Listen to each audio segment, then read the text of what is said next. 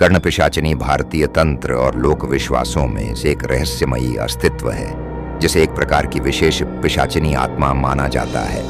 उसका नाम कर्ण यानी कान और पिशाचिनी यानी एक दैवी भूतनी से मिलकर बना है। मान्यता के अनुसार कर्ण पिशाचिनी अदृश्य रहती है, लेकिन वह मनुष्य के कान में बहुत निकट आकर बातें करती है, फुसफुसाती है। उसकी आवाज बाहरी दुनिया में नहीं सुनाई देती, सिर्फ वह व्यक्ति सुन पाता है जिसे वह चुनती है। ऐसा माना जाता है कि कर्ण पिशाचिनी को साधने वाले साधक को भविष्य की घटनाओं का ज्ञान हो सकता है। वह व्यापार, युद्ध, राजनीति या किसी भी तरह के फैसलों के लिए अदृश्य सहायता कर सकती है। उसका ज्ञान गुप्त और रहस्यमयी होता है, जिसे साधारण साधना से नहीं पाया जा सकता, बल्कि कठिन तपस्या और तंत्र साधनाओं की आवश्यकता होती है। कुछ परंपराओं के अनुसार कर्ण पिशाचिनी का वास सुनसान, वीरान जगहों या प्राचीन श्मशानों में माना जाता है।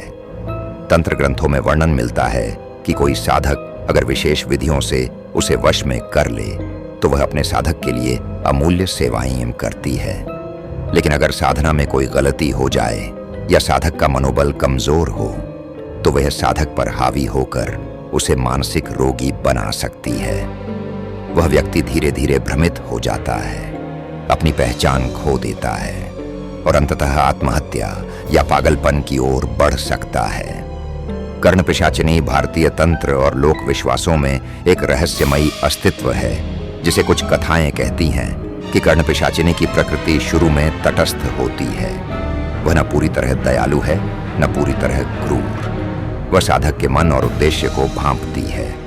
यदि साधक लोभ या गलत नियत से उसे बुलाता है तो वह उसे दंडित कर सकती है, परंतु यदि साधक निस्वार्थ भाव से केवल ज्ञान या भलाई के उद्देश्य से उसे बुलाए तो वह मददगार बनती है। ऐसा भी कहा जाता है कि जो साधक उसकी साधना सफलतापूर्वक पूरी कर लेता है वह भी सामान्य मनुष्य नहीं रह जाता। उसकी चेतना में स्थायी परिवर्तन आ जाता है और वह कुछ विशेष ज्ञान का वाहक बन जाता है जो सामान्य लोगों की समझ से परे होता है। आधुनिक समय में भी कुछ स्थानों पर ऐसी मान्यताएं जीवित हैं कि यदि कोई व्यक्ति रात के तीसरे पहर भोर से ठीक पहले एकांत में कान में कोई अजीब फुसफुसाहट सुने तो यह कर्ण पिशाचिनी का संकेत हो सकता है। कई बार उसे सुनने वाला व्यक्ति अपने आप में खोने लगता है। उसे अपने विचार, अपने निर्णय अजीब और अपरिचित लगने लगते हैं। यह भी माना जाता है कि अगर कोई व्यक्ति उस फुसफुसाहट की बातों में पूरी तरह बहक जाए तो वह अपनी चेतना खो बैठता है। कर्ण पिशाचिनी को लेकर सबसे बड़ा रहस्य यही है कि वह चाहे तो किसी को असीमित शक्ति दे सकती है या चाहे तो उसे धीरे धीरे विनाश के गर्त में धकेल सकती है। उसकी साधना जितनी आकर्षक लगती है उतनी ही खतरनाक भी मानी जाती है और इसलिए तांत्रिक परंपराओं में उसे सिद्ध करने के लिए विशेष सावधानी और संयम की आवश्यकता बताई गई है। कर्ण पिशाचिनी का उल्लेख मुख्य रूप से पुराने तांत्रिक ग्रंथों और कुछ गुप्त साधना ग्रंथों में मिलता है। ये ग्रंथ मुख्यधारा की धार्मिक किताबों जैसे वेदों या पुराणों में नहीं, बल्कि गहरे तांत्रिक ऑकल्ट साहित्य में आते हैं। कुछ प्रमुख ग्रंथ जहां कर्ण पिशाचिनी का जिक्र या उनकी साधना विधि मिलती है वे हैं तंत्रसार, रुद्रयामल तंत्र, कुलार्णव तंत्र, गुह्य तंत्र, तंत्रराज तंत्र, शिव तंत्र, सप्तशती तंत्र। इन ग्रंथों में कर्ण पिशाचिनी को एक ऐसी शक्ति के रूप में वर्णित किया गया है जिसे विशेष अनुष्ठान और व्रत के द्वारा वश में किया जा सकता है। विशेषकर रुद्रयामल तंत्र और कुलार्णव तंत्र जैसे ग्रंथ तांत्रिक साधनाओं की गुप्त विधियों का भंडार माने जाते हैं, जहां कर्ण पिशाचिनी साधना की भी संक्षिप्त लेकिन रहस्यमय चर्चा होती है। इन ग्रंथों में यह भी बताया गया है कि कर्ण पिशाचिनी साधना साधक को भविष्य जानने, दूसरों के मनोभाव पढ़ने और गुप्त ज्ञान प्राप्त करने में मदद कर सकती है। लेकिन साधना असफल हो जाए तो साधक का मानसिक संतुलन बिगड़ सकता है। साधना के दौरान कई बार विशेष तिथियां, स्थान जैसे श्मशान, एकांत कुटीर और नियम बताए जाते हैं जिन्हें बहुत सख्ती से पालन करना होता है। वैसे कर्ण पिशाचिनी के बारे में साधारण जनता में बहुत कम जानकारी है, क्योंकि ये साधनाएं आमतौर पर गुप्त रखी जाती थीं और तंत्र साधकों, तांत्रिकों के बीच ही सीमित रहती थीं। साधना को करने के लिए साधक को सबसे पहले एकांत और निर्जन स्थान चुनना होता था। आदर्श जगह मानी जाती थी पुराना श्मशान, घना जंगल, वीरान मंदिर या किसी सुनसान टीला, टेकड़ी। पर रात का समय, रात के तीसरे पहर करीब 1 बजे से 3 बजे के बीच, विशेष तिथियां, अमावस्या, कालरात्रि, होली की रात अथवा भूत चतुर्दशी साधक को एक मंत्र का जाप करना होता था, जो विशेष रूप से कर्ण पिशाचिनी को बुलाने के लिए बनाया गया होता था। साधक को निर्धारित संख्या में, जैसे 108, 1008 या 10,000 बार मंत्र का उच्चारण करना पड़ता था, बिना रुके। साधना करते समय साधक को पूर्ण मौन रखना होता था, कोई और बातचीत, आवाज या ध्यान भटकाना नहीं। सामग्री, साधना सामग्री रक्त, चंदन या सिंदूर से बनाया गया एक विशेष यंत्र, चिन्ह, एक दीपक जो घी से जलाया गया हो। कुछ स्थानों पर रक्त या शराब का भी प्रयोग उल्लेख मिलता है। विशेषकर रुद्र या मल तंत्र में काले या लाल वस्त्र पहनने का निर्देश दिया जाता था। विशेष प्रकार की धूप, गुग्गुल, लोबान जलाना आवश्यक होता था। कर्ण पिशाचिनी साधना में साधना के सफल होने के संकेत बहुत सूक्ष्म, रहस्यमय और कई बार डरावने भी होते हैं। साधकों ने पुराने ग्रंथों और लोक कथाओं में कुछ ऐसे प्रमुख सफलता के संकेत बताए हैं। कान में फुसफुसाहट आना सबसे पहला और महत्वपूर्ण संकेत। साधक को अपने दाएं या बाएं कान में अचानक धीमी आवाज या अस्पष्ट फुसफुसाहट सुनाई देने लगती है, जैसे कोई कुछ बोल रहा हो लेकिन शब्द पूरे साफ ना हो। यह आवाज बाहर से नहीं आती, सिर्फ साधक के भीतर गूंजती है। हल्की ठंडी हवा या झोंके। साधना करते समय अचानक से चारों ओर हल्की ठंडी हवा का एहसास होता है, जबकि आसपास कोई हवा नहीं चल रही होती। ऐसा लगता है जैसे कोई अदृश्य शक्ति बिल्कुल पास से गुजर गई हो। अदृश्य स्पर्श। कई साधक अनुभव करते हैं कि जैसे किसी ने हल्के से उनके कंधे, सिर या कान के पास स्पर्श किया हो। बहुत कोमल लेकिन पूरी तरह महसूस करने योग्य। महक या सुगंध। कभी कभी साधना के दौरान एक अजीब तरह की सुगंध आती है। न ये धूप की होती है, न कोई सामान्य खुशबू। ये विशेष महक साधना के सफल होने का अच्छा संकेत मानी जाती है। स्वप्न संकेत, ड्रीम विजन्स। कई बार साधना के बाद साधक को रात को ऐसे सपने आते हैं जिनमें कोई स्त्री आकृति संदेश देती है या रहस्यमयी बातें कहती हैं। सपनों में दिखने वाली आकृति सफेद, लाल या काले वस्त्रों में हो सकती है। मंत्रोच्चारण का बदल जाना। साधना करते समय अगर मंत्र के उच्चारण में अचानक अपने आप स्वर बदल जाए, जैसे कोई दूसरी आवाज आपके साथ मंत्र पढ़ने लगे, तो यह संकेत होता है कि कर्ण पिशाचिनी ने साधक की उपस्थिति स्वीकार कर ली है। भीतर से आदेश या सलाह मिलना। साधक को अपने मन में अचानक से किसी प्रश्न का उत्तर या सलाह मिलती है, बिना सोचे। ऐसा लगता है जैसे कोई तुरंत कान में बोल गया हो, पर आवाज किसी और की नहीं लगती। एक अजीब, मधुर और स्पष्ट सी ध्वनि होती है। चेतना में परिवर्तन। साधक को अपनी साधारण चेतना से हटकर गहरी, सूक्ष्म अनुभूतियां महसूस होने लगती हैं। जैसे समय का एहसास मिट जाए, शरीर हल्का लगे, आसपास की वस्तुएं धुंधली लगें, या साधक को महसूस हो कि वह खुद अपने शरीर से बाहर आ रहा है। अगर साधक उस समय डर गया, साधना भंग कर दी या गलत भावनाओं में बह गया, जैसे घमंड, भय, लोभ, तो कर्ण पिशाचिनी क्रुद्ध होकर उसे शापित भी कर सकती थी। मानसिक असंतुलन, भ्रम या पागलपन जैसी स्थिति पैदा हो सकती थी। इसलिए पुराने तांत्रिक साधक कहते थे, धैर्य और संयम ही कर्ण पिशाचिनी साधना की असली कुंजी है। कर्ण पिशाचिनी साधना असफल होने पर भी कुछ खास संकेत होते हैं जो बतलाते हैं कि साधक ने अपनी साधना में कोई गलती की है या कोई असफलता का सामना कर रहा है।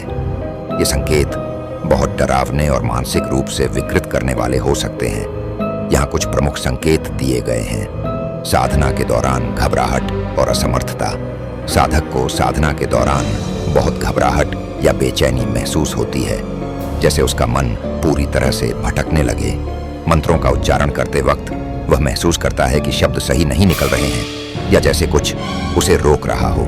यह असफलता का संकेत हो सकता है कि कर्ण पिशाचिनी ने साधक को अस्वीकार कर दिया है या साधक सही तरीके से साधना नहीं कर रहा है। अशुभ सपने और दुःस्वप्न। साधक को रात को लगातार डरावने और अशुभ सपने आते हैं। इसमें काले या डरावने प्रेत, पिशाच या स्त्री आकृतियां दिखती हैं जो साधक के पीछे दौड़ती हैं या उसे शारीरिक रूप से परेशान करती हैं। ऐसा माना जाता है कि असफल साधना से कर्ण पिशाचिनी साधक को मानसिक परेशानियों में डाल देती है। शरीर में असामान्य झनझनी या दर्द। साधना करते वक्त शरीर में अचानक बहुत असहनीय दर्द, झंझनाहट या जलन महसूस होना। कभी कभी यह दर्द पूरे शरीर में फैल सकता है या सिर में जोर से दर्द हो सकता है जिससे साधक का ध्यान टूट सकता है। यह संकेत होता है कि कर्ण पिशाचिनी का क्रोध साधक पर हो सकता है। साधना में बाधाएं आना। यदि साधक किसी विशेष स्थान पर साधना कर रहा हो और वह स्थान बार बार बदलता है या उसमें बाधाएं आती हैं, जैसे वातावरण में असामान्य घटनाएं, अचानक बत्तियां बुझ जाना, हवा का रुक जाना या पक्षियों का बहुत शोर होना, तो यह संकेत है कि साधना सफल नहीं हो रही है।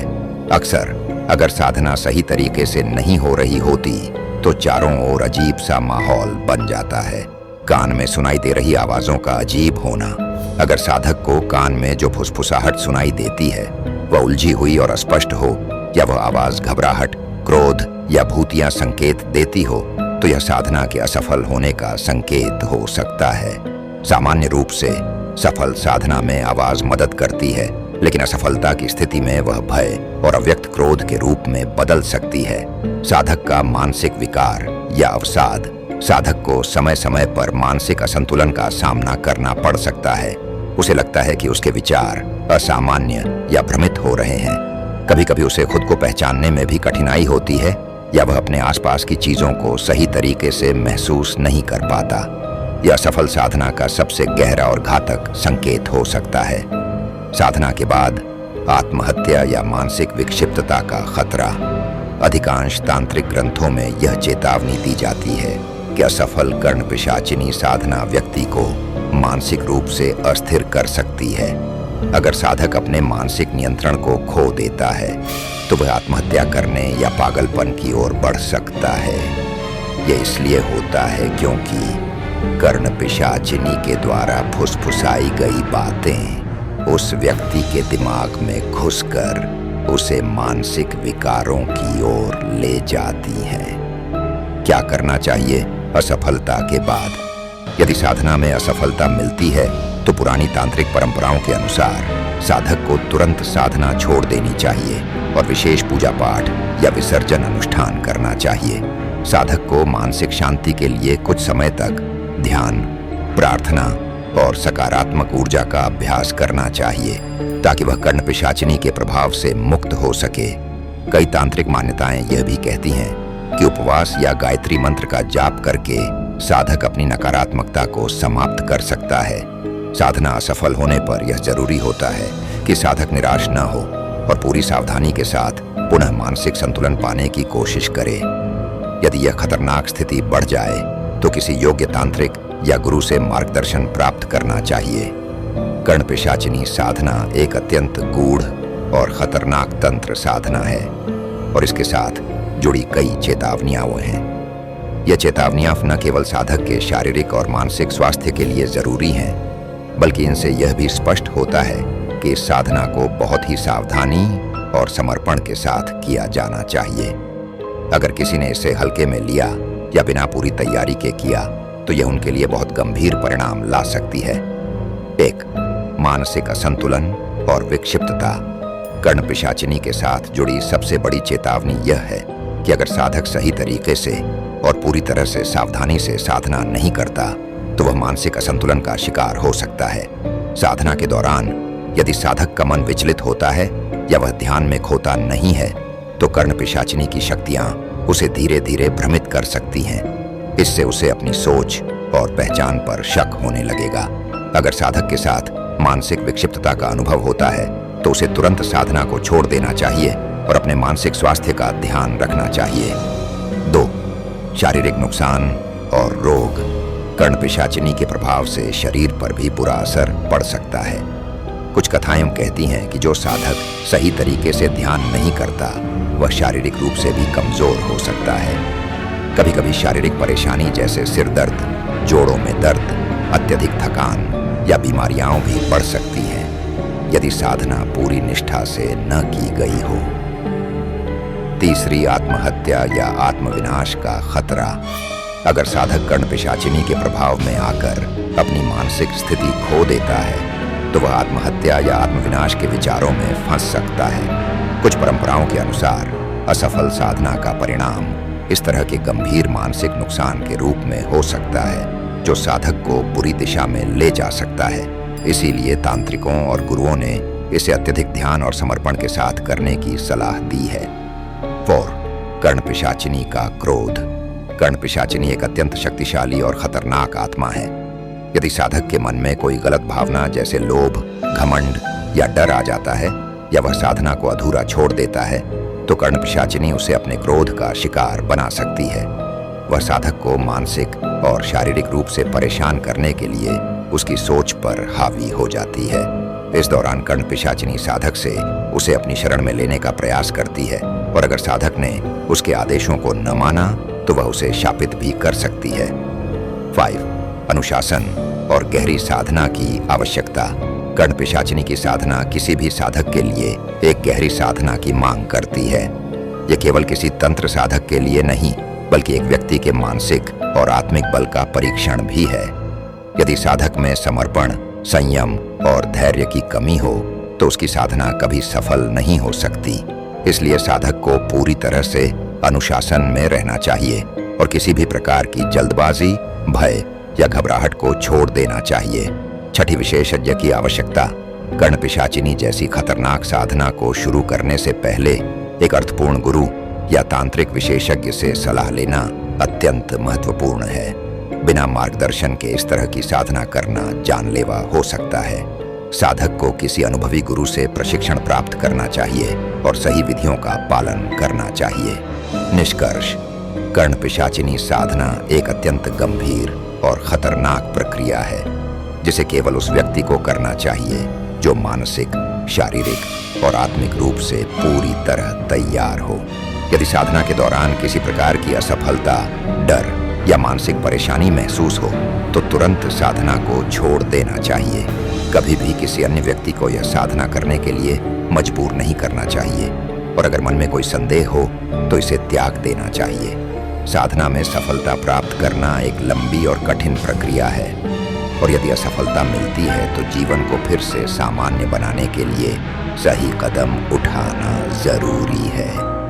इस चेतावनी के साथ हमेशा ध्यान रखें कि तंत्र या किसी भी अलौकिक साधना के साथ पूरी समझदारी और सावधानी होनी चाहिए।